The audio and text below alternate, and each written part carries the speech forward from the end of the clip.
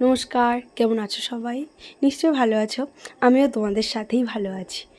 আর এই যে গাছগুলো দেখছো, এগুলো হলো আমার বাড়ির সামনে টবে লাগিয়েছি।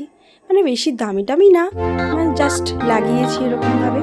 আর ওই যে গাছগুলো দেখছো, ওইগুলো আশেপাশে থেকে এনে লাগিয়েছি, এখনও কাটিং করা হয়নি। তো আমার বড় মশাই বলেছে কাটিং করে দেবো। তো ওইগুলো দেখেছি। এবার উপরে যাই, চলো ছাদের গাছগুলো একটু দেখিয়ে আসি।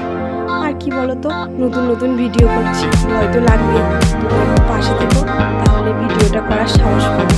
আর যদি কোনো ভুল ত্রুটি হয়তো ক্ষমা করে দিও, কি আর বলবো, তোমরা বন্ধু আমার হলে তোমাদের বন্ধু হবে। চলো, এই যে এই আমাদের গাছ, এই যে ওপারে দেখো কি দারুণ লাগছে না মাঠটা, সবুজ। আর এই যে ফুল, এই দেখো, মানে যত্ন করা হয় না, তাও মানে গাছগুলো বেড়েছে, যতটুকু সময় পাই ততটুকু। ছাদে বৃষ্টি নেমে একেবারে ছাদটা ভিজিয়ে দিয়েছে, ভালোই লাগছে, খারাপ লাগছে না, তাই না?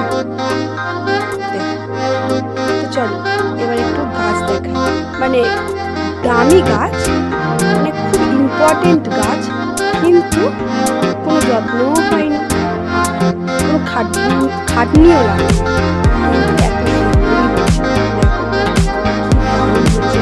মাটি দেখা যাচ্ছে, তাহলে যত্ন করলে কত সুন্দর হবে।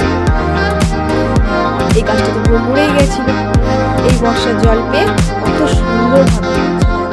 তাহলে আমাদের এই যে আমাকে বুঝিয়ে দিল বিশেষ করে, যে কোনো জিনিসের যত্ন করলে হয়তো আরো বেশি ভালো হতো, এদেরও তো বাঁচার ইচ্ছা আছে, তাই না?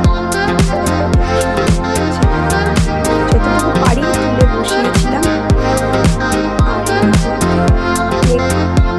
আর এইগুলো রেখেছি আপাতত অন্য টবে বসানোর জন্য, অন্য জায়গাতে পোতার চেষ্টা রয়েছে।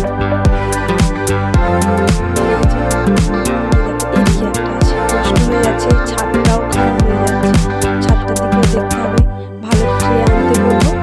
ওই দেখো, আচ্ছা এগুলো আমাদের ছোট ধান ডালা, ধান চাষ হয়।